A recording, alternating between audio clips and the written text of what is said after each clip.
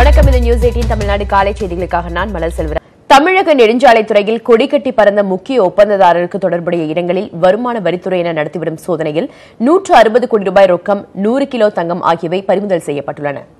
தமிழக நெடுஞ்சாலைத்துறையின் முக்கிய ஒப்பந்தங்களை மேற்கொண்டு வரும் SPK கட்டுமான நிறுவனம் மற்றும் அதற்கு தொடர்புடைய இடங்களில் வருமான வரித்துறையினர் நேற்று சோதனையை தொடங்கினர். சென்னை, மதுரை, அருப்புக்கோட்டை உள்ளிட்ட பகுதிகளில் ஒப்பந்ததாரர் நாகராஜன் செய்யாதுரைக்கு தொடர்புடைய 30க்கும் மேற்பட்ட இடங்களில் நேற்று காலை 8 மணிக்கு இந்த சோதனை தொடங்கியது. ஆபரேஷன் பார்க்கிங் மணி என்ற பெயரில் நடத்தப்பட்ட இந்த சோதனையில் கட்டுக்கட்டாக புத்தம் புதிய 2000 ரூபாய் நோட்டுகளை மூட்டையாக கட்டி BMW போன்ற விலை உயர்ந்த சொகுசு கார்களின் பின்பகுதியில் நாகராஜன் பதுக்கி வைப்பதை வருமான வரித்துறையினர் கண்டுபிடித்தனர். இதனையடுத்து முதல் நாள் சோதனையில் பல்வேறு நபர்களின் வீடுகளிலும் கார்களில் பதுக்கி வைக்கப்பட்டிருந்த 160 கோடி ரூபாய் ரொக்கம், 100 கிலோ தங்கம், 40க்கும் அதிகமான பென்டிரைவ், ஹார்ட் டிஸ்க் ஆகியவை பறிமுதல் செய்யப்பட்டன. தொடர்ந்து இரண்டாவது நாளாக இன்றும் சோதனை நடத்தப்பட உள்ளது. இதில் பல்வேறு முக்கிய தகவல்கள் வெளியாகும் என்று எதிர்பார்க்கப்படுகிறது.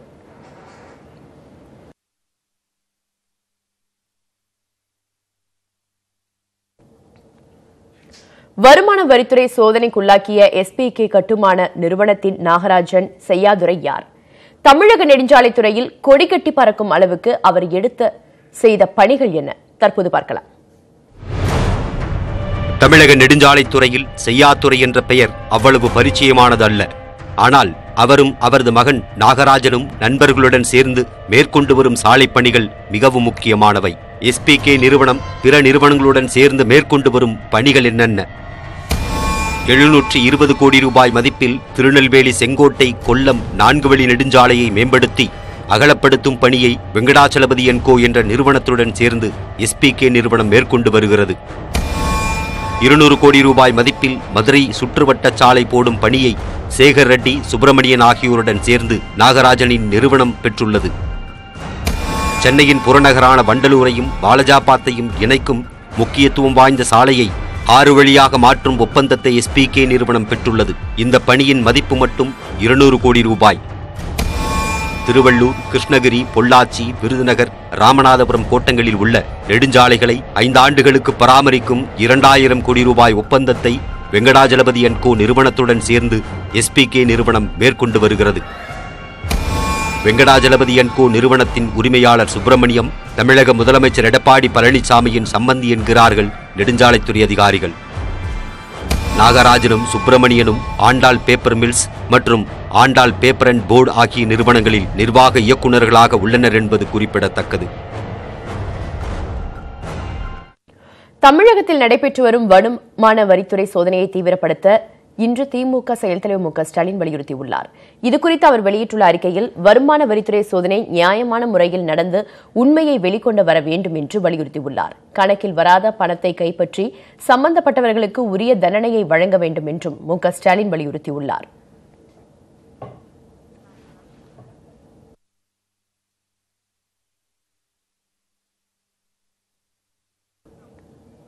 அரசு திட்டங்களுக்கு ஒப்பந்த புள்ளி கோருவதில் எந்த முறைகேடும் நடைபெறவில்லை என்று மீன்வளத்துறை அமைச்சர் ஜெயக்குமார் விளக்கமளித்துள்ளார். சென்னையில் செய்தியாளர்களிடம் பேசிய அவர், திமுக ஆட்சியில்தான் டெண்டர்களை வழங்கியதில் விஞ்ஞானபூர்வமான ஊழல் நடைபெற்றதாக குற்றம் சாட்டினார். சென்னையில் கட்டப்பட்ட பாலங்கள் எப்படி விஞ்ஞானபூர்வமாக ஊழல் பண்ணாங்கன்னு, ஒரு பொருளை 100 ரூபா, அது இயற்கையிலே அதனுடைய விலையை 100 ரூபான்னு வச்சிங்க. ஆனால் நான் என்ன பண்ணுறேன்னா, அந்த பொருளை விலை 150 ரூபான்னு போட்டு அதை டெண்டர் ஃப்ளோட் பண்ணுறது. ஆக்சுவலாக பார்த்தா 100 ரூபா தான். அது ஒரிஜினலாக டெண்டர் ஃப்ளோட் பண்ணும்போது அந்த டெண்டர் ப்ரைஸ் இன்னும் காம்படிஷனில் பண்ண 80 ரூபா இல்லை 90 ரூபா எடுக்கிற ஒரு நிலைமை வரும். ஆனால் இவங்க கிளவராக என்ன பண்ணாங்க, 150 ரூபா போட்டு அதை 120 ரூபாய்க்கு கொடுத்துட்டு நாங்கள் 30 ரூபா மிச்சம் பண்ணோம். எப்படிப்பட்ட ஒரு விஞ்ஞானபூர்வமான ஊழல்! கர்நாடக அணைகளில் இருந்து திறக்கப்படும் உபரி நீரால் மேட்டூர் அணையின் நீர்மட்டம் 90 அடியை தாண்டியுள்ளது. கர்நாடக மாநிலத்தில் பெய்து வரும் கனமழையை தொடர்ந்து கபினி மற்றும் கிருஷ்ணராஜசாகர் அணைகளில் இருந்து 1,16,000 கன அடி தண்ணீர் திறந்துவிடப்படுகிறது. இதனால் மேட்டூர் அணைக்கு வினாடிக்கு 1,00,000 கன அடிக்கு மேலாக தண்ணீர் வந்து கொண்டிருக்கிறது. இதனால் 120 அடி உயரம் கொண்ட மேட்டூர் அணையின் நீர்மட்டம் 91 அடியை தாண்டியுள்ளது.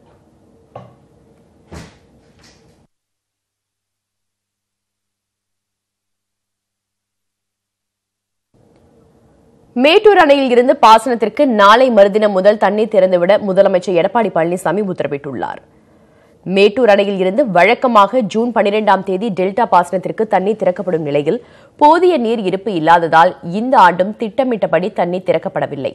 இந்த நிலையில் விவசாயிகளின் கோரிக்கையை ஏற்று நாளை மறுதினம் முதல் டெல்டா பாசனத்திற்காக தண்ணீர் திறந்துவிடப்படும் என முதலமைச்சர் எடப்பாடி பழனிசாமி தெரிவித்துள்ளார். இதன் மூலம் காவிரி படுகையில் 700 ஏரிகள் குளங்கள் நிரப்பப்பட்டு அதன் வாயிலாக பாசனத்திற்கு பயன்படுத்துவதோடு நிலத்தடி நீர்மட்டம் உயர்ந்து குடிநீர் தேவைக்கும் பயன்படுத்த முடியும் என அவர் கூறியுள்ளார். இதேபோல் சம்பா சாகுபடிக்காக நீண்ட கால் நெல் ரகங்களை அனைத்து வேளாண் விரிவாக்க மையங்களிலும் போதுமான அளவு இருப்பு வைக்கவும், டிஏபி, யூரியா காம்ப்ளெக்ஸ் போன்ற ரசாயன உரங்களை இருப்பு வைக்கவும் அறிவுறுத்தியுள்ளதாக முதலமைச்சர் எடப்பாடி பழனிசாமி தெரிவித்துள்ளார். அமராவதி அணையில் இருந்து வெளியேற்றப்படும் தண்ணீரை கால்வாய்கள் மற்றும் தடுப்பணைகள் வாயிலாக நீர் மேலாண்மை செய்து பாசனத்திற்கு பயன்படுத்துமாறு அறிவுறுத்தப்பட்டுள்ளதாகவும் முதலமைச்சர் எடப்பாடி பழனிசாமி குறிப்பிட்டுள்ளார். மேட்டூர் அணையில் இருந்து தண்ணீர் திறக்கப்படும் என்ற முதலமைச்சரின் உத்தரவை வரவேற்றுள்ள தமிழக விவசாயிகள் உடனடியாக இரவு பகல் பாராமல் அனைத்து கால்வாய்களையும் தூர்வார வேண்டும் என்று வலியுறுத்தியுள்ளனர். மேட்டூர் அணை நீர்த்திறப்பு மூலம் 4 ஆண்டுகளுக்கு மேலாக வறண்டு கிடக்கும் ஏரிகள், குளங்கள் மற்றும் சிறு சிறு நீர்நிலைகளை நிரப்ப முடியும் என தெரிவித்துள்ள தென்னிந்திய நதிகள் இணைப்பு விவசாய சங்க தலைவர் ஐயா கண்ணு, காவிரி நீர் செல்லும் கால்வாய்களை 1 வாரத்திற்கு முன்பே தூர்வார வேண்டும் என்று வலியுறுத்தியுள்ளார். நிலத்தடி நீர் மட்டும் ரொம்ப கீழே போயிடுச்சு. அந்த மட்டம் மேலே வர்றதுக்கு இந்த தண்ணி உபயோகபரமாக இருக்கும் எங்களுக்கு. அதனால் இந்த தண்ணி 19ஆம் தேதி முதலமைச்சர் திறந்து விடுறதை நாங்கள் வரவேற்கிறோம். எங்களுக்கு ஏரி குளங்கள் நிரம்பும், நிலத்தடி நீர்மட்டம் நிரம்பும், குடிதண்ணீருக்கு கிடைக்கும். இப்போ பார்த்தீங்கன்னா ஒரு 10-18 மாவட்டங்களுக்கு இங்கே குடிதண்ணீர் போகுது. இதை திறந்துள்ளனா இப்போ எல்லாம் வீணாக போயிடும். மேட்டூர் அணையின் தண்ணீர் காவிரியின் கடைமடை விவசாயத்திற்கு சென்று சேரும் வகையில் இரவு பகல் பாராமல் குடிமராமத்து பணிகளை மேற்கொள்ள வேண்டும் என்று தமிழக விவசாயிகள் சங்கத்தின் திருச்சி மாவட்ட தலைவர் சின்னதுரை கூறியுள்ளார். உடனடியாக அனைத்து ஏரி குளங்களையும், பாசன வடிகால் வாய்க்கால்களையும், ஆறுகளையும் தூர்வாரி செப்பனிட மாண்புமிகு முதலமைச்சர் அவர்கள் அக்கறை காட்ட வேண்டும். 2013 மற்றும் 2016ஆம் ஆண்டுகளில் திறந்துவிடப்பட்ட உபரி நீரை வீணாக கடலை நோக்கி திருப்பிவிட்டதைப் போல அல்லாமல் இப்போதே திட்டமிட்டு உள்ளூர் நீர்நிலைகளை நிரப்ப வேண்டும் என்று திருவாரூர் மாவட்ட விவசாயிகள் வலியுறுத்தியுள்ளனர். உடனடியாக தண்ணீர் அனைத்து வயல்களுக்கும் போய் சேர வேண்டும் என்று சொன்னால் அனைத்து வாய்க்கால்களையும் தூர்வாரக்கூடிய பணியை அரசு மேற்கொள்ள வேண்டும். விவசாயிகளுக்கு தேவையான விதை உட்பட இடுபொருள்கள் அனைத்தையும் தட்டுப்பாடு இல்லாமல் உடனடியாக கிடைப்பதற்கு அரசாங்கம் ஏற்பாடு செய்தால் இந்த தண்ணீரை, வரக்கூடிய தண்ணீரை சிறப்பான முறையில் பயன்படுத்துவதற்கு விவசாயிகளுக்கு ஏதுவாக இருக்கும். மேட்டூர் அணையின் நீர் மூலம் சம்பா சாகுபடி செய்ய விதை நெல், உரங்கள் போன்றவை தட்டுப்பாடின்றி கிடைக்க நடவடிக்கை எடுக்க வேண்டும் என்றும் தமிழக அரசுக்கு திருவாரூர் மாவட்ட விவசாயிகள் கோரிக்கை விடுத்துள்ளனர். விதைகள் எங்களுக்கு கிடைக்கணும், உடனடியாக கிடைக்கணும், எல்லா இடத்துலையும் கிடைக்கணும். பரவாயில்ல. மேற்கொண்டு என்னன்னு கேட்டாக்கா ஆறுகள் வாய்க்கால் தூர்வாரப்படணும். ஏன்னா அப்போ கடமடியும் தண்ணி பாயும். இல்லைனாக்கா ஒன்றும் செய்ய முடியாது. மாவட்ட நிர்வாகமும் பொதுப்பணித்துறையும் அதுக்கு நடவடிக்கை எடுக்கணும். மேட்டூர் அணை நீர்த்திறப்பு மூலம் ஏரி குளங்களை நிரப்ப முடியும் என்றும் நிலத்தடி நீர் பெருகும் என்றும் மனிதர்களுக்கும் கால்நடைகளுக்கும் போதிய குடிநீர் கிடைக்கும் என்றும் விவசாயிகள் குறிப்பிட்டுள்ளனர். உலகக்கோப்பையை வென்று தாயகம் திரும்பிய பிரான்ஸ் கால்பந்து அணிக்கு ரசிகர்கள் உற்சாக வரவேற்பளித்தனர். இதேபோல 2வது இடம் பிடித்த குரோஷிய அணி வீரர்களுக்கும் குரோஷிய நாட்டு மக்கள் அமோக வரவேற்பளித்தனர். ரஷ்யாவில் நடைபெற்ற உலகக்கோப்பை கால்பந்து தொடரில் நேற்று முன்தினம் நடைபெற்ற இறுதிப் போட்டியில் குரோஷியாவை 4-2 என்ற கோல் கணக்கில் பிரான்ஸ் அணி வீழ்த்தியது. இதனைத் தொடர்ந்து உலகக்கோப்பையுடன் பிரான்ஸ் அணி நேற்று தாயகம் திரும்பியது. பாரிஸ் விமான நிலையத்தில் வீரர்களுடன் வந்த விமானத்திற்கு தண்ணீர் தெளித்து வரவேற்பு அளிக்கப்பட்டது. விமான நிலையத்திற்கு வெளியே வந்த வீரர்கள் திறந்தவெளி இரட்டை அடுக்கு பேருந்தில் ஏற்றப்பட்டு அதிபர் மாளிகைக்கு ஊர்வலமாக அழைத்து செல்லப்பட்டனர். அப்போது சாலையின் இருபுறமும் நின்றிருந்த ரசிகர்கள் வர்ணக் கொடிகளை தூவி தங்களது மகிழ்ச்சியை வெளிப்படுத்தினர். விமானங்கள் மூலம் வானிலும் தேசிய கொடியின் நிறத்திற்கு ஏற்ப வண்ணப் பொடிகள் தூவப்பட்டன.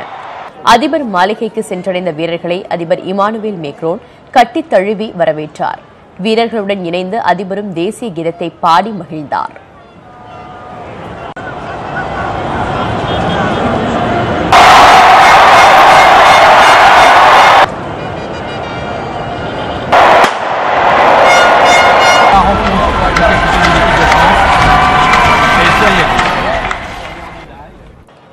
இதேபோல இறுதிப் போட்டியில் தோல்வியை தழுவிய குரோஷிய அணி நேற்று தாயகம் திரும்பியது. தலைநகர் ஜாக்ரேப் சென்றடைந்த வீரர்களுக்கு விமான நிலையத்திலேயே வரவேற்பு அளிக்கப்பட்டது. இறுதிப் போட்டியில் தோல்வியடைந்த போதிலும் முதன்முறையாக இறுதிப் போட்டிக்கு முன்னேறியதால் நாட்டு மக்கள் உற்சாகமடைந்தனர். வீரர்களை வரவேற்க நாடு முழுவதிலும் இருந்து ரசிகர்கள் திரண்டனர். திறந்தவெளி பேருந்தில் அழைத்து செல்லப்பட்ட வீரர்களுக்கு ரசிகர்கள் அதிக அளவில் குவிந்து தேசிய கொடியை ஏந்தியவாறும் தேசிய கொடியின் வண்ணத்திற்கு ஏற்ப சிவப்பு மற்றும் வெள்ளை நிறத்தில் உடையணிந்தும் வரவேற்பளித்தனர். மத்திய சதுக்கத்தில் லட்சக்கணக்கான ரசிகர்கள் திரண்டு தங்களது அணியின் சாதனையை மகிழ்ச்சியுடன் கொண்டாடினர்.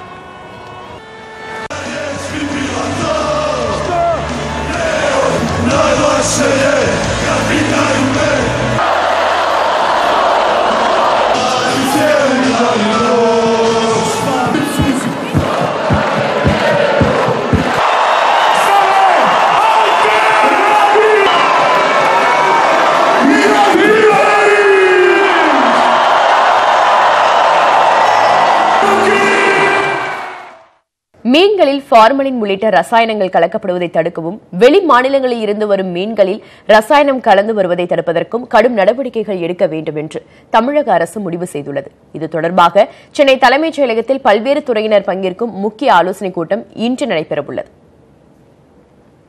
மீன்கள் நீண்ட நாள் கெடாமல் இருப்பதற்காக ஃபார்மலின் எனும் ரசாயனத்தை வியாபாரிகள் கலப்பதாக இயற்கை ஆர்வலர்களும் பொதுமக்களும் குற்றம் சாட்டியுள்ளனர். வியாபார நோக்கில் மீன்களை நீண்ட நாட்களுக்கு பாதுகாத்து வைத்திருக்க ஃபார்மலின் பயன்படுத்தப்படுகிறது.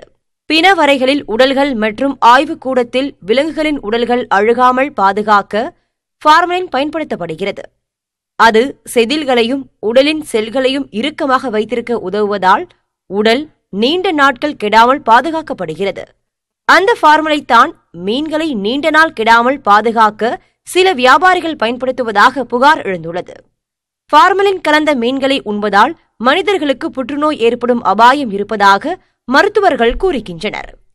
மேலும் குடல், சிறுநீரகம் மற்றும் இதயம் ஆகிய உறுப்புகளும் நாளடைவில் பாதிக்கும் என்றும் கூறியுள்ளனர். ஃபார்மலின் கலந்த மீன்கள் கடினமாக விரைப்பாக இருக்கும். எனவே இயல்பை விட நிறம் மாறிய மீன்களை வாங்குவதை தவிர்க்க வேண்டும். மீன்களின் மீது வழக்கத்துக்கு மாறாக கருப்பு புள்ளிகள் இருந்தாலும் வாங்கக்கூடாது.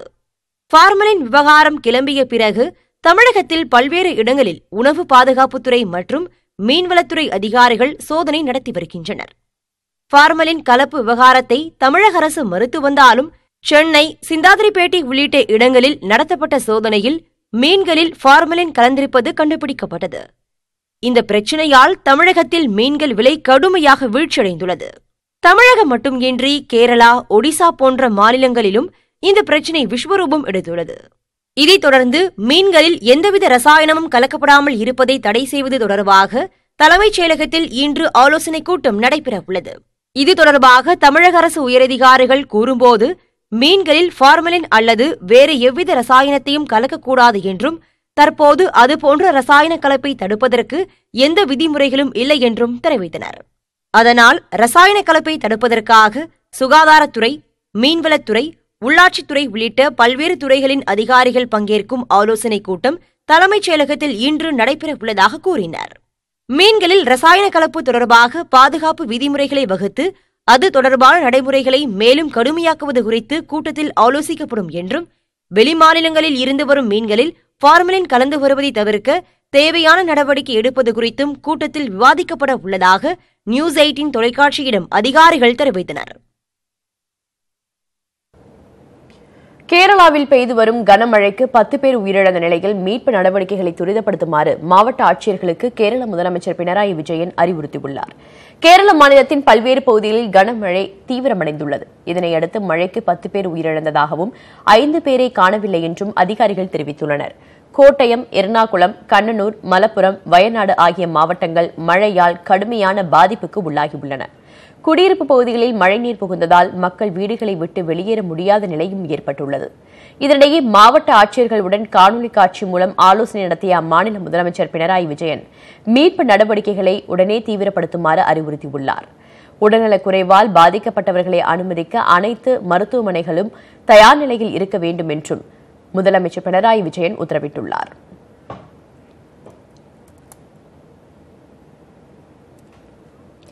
இதேபோல் வட மாநிலங்களிலும் கனமழை கொட்டி வருகிறது. மத்திய பிரதேச மாநிலம் சீகோர் பகுதியில் பெய்து வரும் கனமழை காரணமாக சாலைகளில் தண்ணீர் பெருக்கெடுத்து ஓடியது. இதனால் வாகன ஓட்டிகளும் பொதுமக்களும் சிரமமடைந்தனர். இமாச்சல பிரதேசம் மணலி பகுதியில் மழையினால் நிலச்சரிவு ஏற்பட்டதால் தேசிய நெடுஞ்சாலையில் போக்குவரத்து பாதிக்கப்பட்டது. குஜராத் மாநிலம் சூரத் மாவட்டத்தில் கனமழையினால் ஏராளமான கிராமங்கள் பாதிக்கப்பட்டுள்ளன. வீடுகளுக்குள் தண்ணீர் புகுந்துள்ளதால் மக்கள் வீடுகளை விட்டு வெளியேறுவதில் சிரமம் ஏற்பட்டுள்ளது.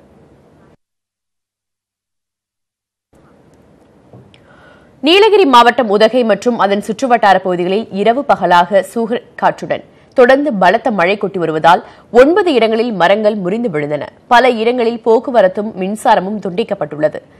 குன்னூர், கோத்தகிரி, கூடலூர் பகுதிகளில் கடந்த 3 நாட்களாக சூறைக்காற்றுடன் பெய்து வரும் மழையால் பல இடங்களில் மரங்கள் முறிந்து விழுந்தன.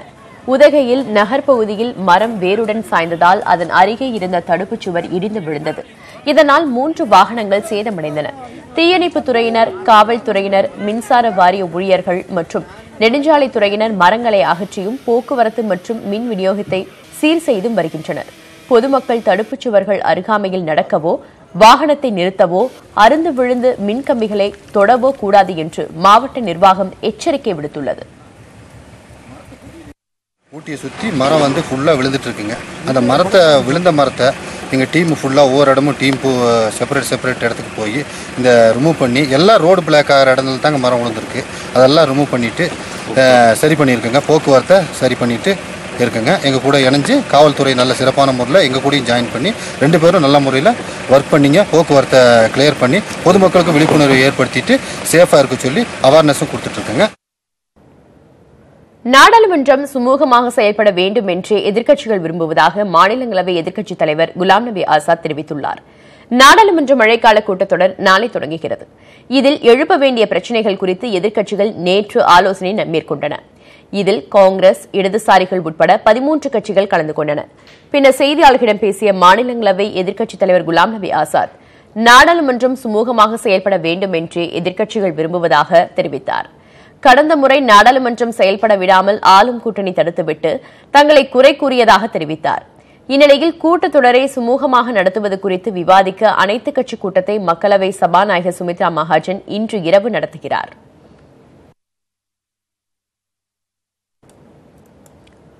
சென்னையில் அதிமுக எம்பிக்கள் மற்றும் மாவட்ட செயலாளர்கள் கூட்டம் நேற்று நடைபெற்றது. நாடாளுமன்ற கூட்டத்தொடர் நாளை தொடங்குவதையொட்டி சென்னையில் ராயப்பேட்டையில் உள்ள அதிமுக தலைமை அலுவலகத்தில் அக்கட்சி எம்பிக்கள் கூட்டம் நடைபெற்றது.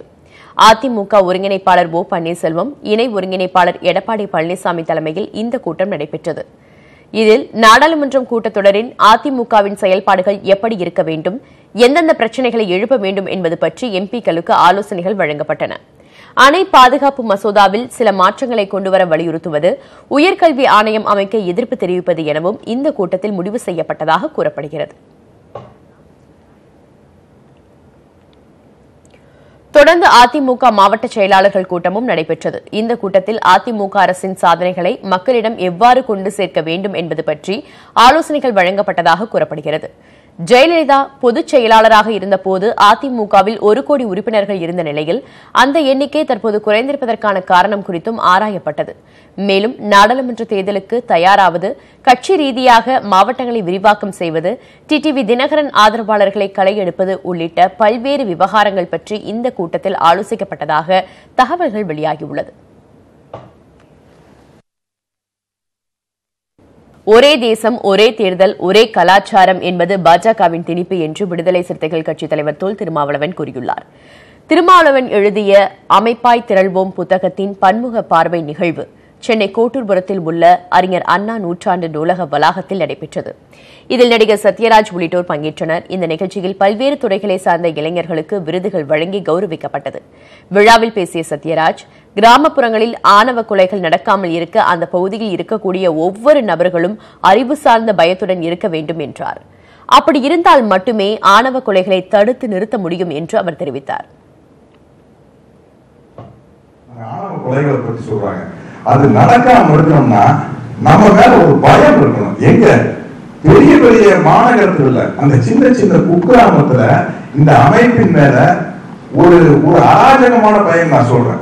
ஒரு ஆயுதம் தாங்கிய பயம் சொல்ல, ஒரு அறிவு சார்ந்த பயம் நம்ம கிட்ட இருந்துட்டே இருக்கும்.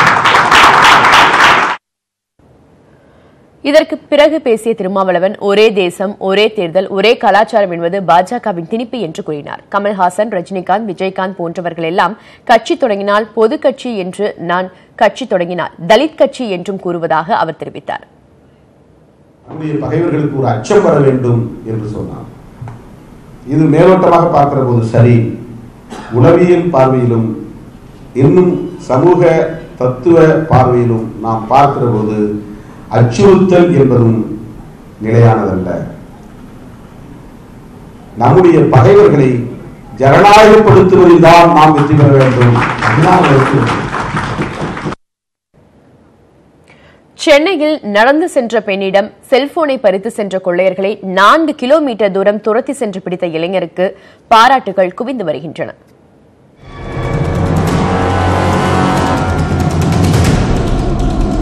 சென்னை சைதாப்பேட்டையைச் சேர்ந்த பிரீத்தி என்ற இளம்பெண் அடையாறில் உள்ள நிறுவனத்தில் பணியாற்றி வருகிறார். நேற்றிரவு 9 மணியளவில் பணி முடித்து வீட்டிற்கு செல்வதற்காக சைதாப்பேட்டை மெட்ரோ ரயில் நிலையம் அருகே சாலையில் நடந்து சென்றார். அப்போது அந்த வழியாக இருசக்கர வாகனத்தில் வந்த இளைஞர்கள் பிரீத்தியின் கையில் இருந்த செல்போனை பறிக்க முயன்றனர். இதனை பிரீத்தி தடுக்க முயன்ற போது அவரை கொள்ளையர்கள் தரதரவென்று இழுத்துச் சென்றனர். இதனால் பிரீத்தி நிலை தடுமாறிய போது கொள்ளையர்கள் செல்போனை பறித்துச் சென்றனர். அப்போது அந்த வழியாக வந்த சின்னமலை பகுதியைச் சேர்ந்த விக்னேஷ் என்ற இளைஞர் தனது இருசக்கர வாகனத்தில் கொள்ளையர்களை துரத்திச் சென்றார். குறுகலான பாதையில் சென்ற கொள்ளையர்களை சுமார் 4 கிலோமீட்டர் தூரம் துரத்திச் சென்ற விக்னேஷ் தீநகர் பேருந்து நிலையம் முன்பு கொள்ளையர்கள் சென்ற இருசக்கர வாகனத்தை இடித்து நிறுத்தினார்.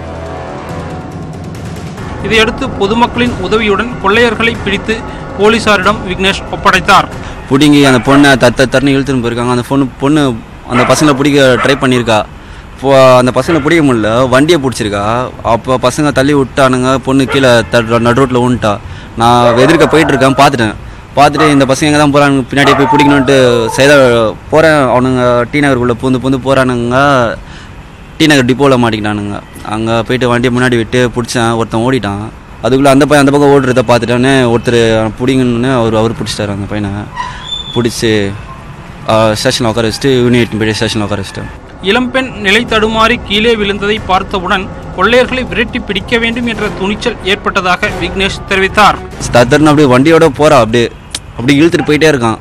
பப்ளிக் பார்த்துட்டு தான் இருக்காங்க, யாருமே ஒன்றும் இதுவே இல்லை. ஒரு 4 பேர் அங்கே டி நகரில் பிடிச்சோடனே எல்லோரும் வந்துட்டாங்க. கரெக்டாக பப்ளிக் எல்லாம் பிடிச்சிட்டாங்க. கொள்ளையர்களை சைதாப்பேட்டை போலீசார் கைது செய்து விசாரணை நடத்தியதில் அவர்கள் ஆலந்தூர் பகுதியைச் சேர்ந்த நவீன் மற்றும் நிர்மல் என்பது தெரியவந்தது. கொள்ளையர்களை துணிச்சலுடன் 4 கிலோமீட்டர் தூரம் விரட்டி பிடித்த விக்னேஷ் தனியார் நிறுவனத்தில் பணியாற்றி வருகிறார். அவருக்கு காவல்துறை உயர் அதிகாரிகள் உள்ளிட்ட பல்வேறு தரப்பினரும் பாராட்டுக்களை தெரிவித்து வருகின்றனர். மேலும் பல அண்மை செய்திகளுக்கு தொடர்ந்து இணைந்திருங்கள். இது நியூஸ் 18 தமிழ்நாடு.